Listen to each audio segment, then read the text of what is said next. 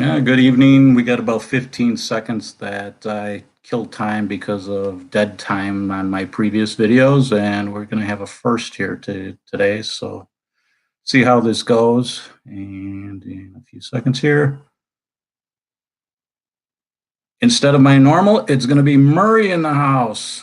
We have my friend Pat, somebody that I've hung out with over 30 some years, and my first guest on Fuchs in the House. So we're going to try to wing this a little bit, and I talked a little bit about the movies, and he's kind of a horror person, which I kind of told him it's like I just wrapped up October, and we are going to go over some of his movies that he goes a little more, I think, what people would like to see for horror flicks a little bit.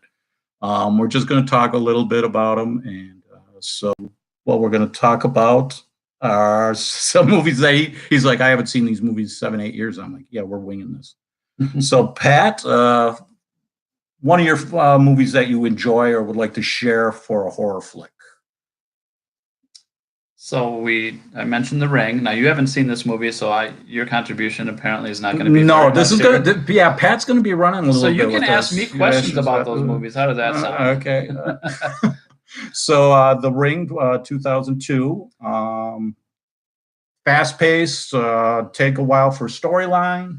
You definitely have to wait till the end of the movie on The Ring. It does entertain you until the end, but the end is definitely worth waiting for, regardless. Now, this was one of the first Americanized Japanese horror movies. They got a lot of acclaim, and I think it was very good, very well done. That's all right. I'm not going to leave you on a hook there. You're doing fine. You're doing fine. That's all I got. I don't want to give it away. You got all it. I'm saying is wait till the end. It's definitely worth now, it. Do you recall, was this a popular movie, or would this be considered? It was a popular movie when it came out. I don't remember if it was actually released during like October or Halloween, but it definitely was. My experience was actually in a theater with a buddy of mine and about 120 screaming teenagers. So there were definitely a lot of moments during the movie that. So it does fit in the horror genre. Oh, absolutely! It's definitely classic Japanese horror, and it opened the door for many, many more movies like it to come out. Cool. I mentioned in one of mine earlier. Battle Royale is a Japanese movie that kind of has a horror type scenario to it. Now and he hasn't seen this one in a while, so I'm going to try to pick his brain on this. Since you talked about the Japanese horror flicks, you mentioned 1999 to me, a movie called Audition. The Audition, yes, that was probably the first or one of the very first ones that came out. It was a couple of years before The Ring.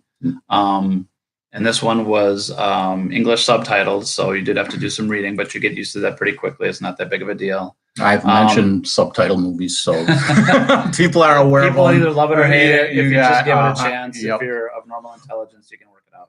Subtitle-wise, because I have noticed that there are some subtitle movies that flow. As you're reading it, it's like, okay, I can keep up. And is that scene for this movie? I don't. Yeah, that's fine. The content of the movie really takes over, and you just, if you don't know anything about it, don't read. Don't look it up, because it's definitely, again, worth the surprises that you see as it goes along. Things aren't what they seem. I'll just leave it at that. That's cool. That works. But it's definitely highly recommend The Audition, as well as The Ring was a good one. Again, The Ring was more commercial than The Audition, but both very well worth it. That's cool. And we have a movie and a sequel that Pat has seen, The Descent, and they do have a sequel that he saw, but I've looked, and I guess there's going to be a Descent 3. It seems like I haven't seen or read up on it, but that seems to be coming out, or did come out. It said 2018. So if you want to mention a little on The Descent. Yeah, the original Descent I was, again, one of my favorites. No big actors in it or actresses that I recognize at all. So I don't know how well it did commercially, but it definitely pokes some of the inner fears of probably most people about going into caves and, small places and scary places in the dark, and then what you may be seeing or not seeing in the dark.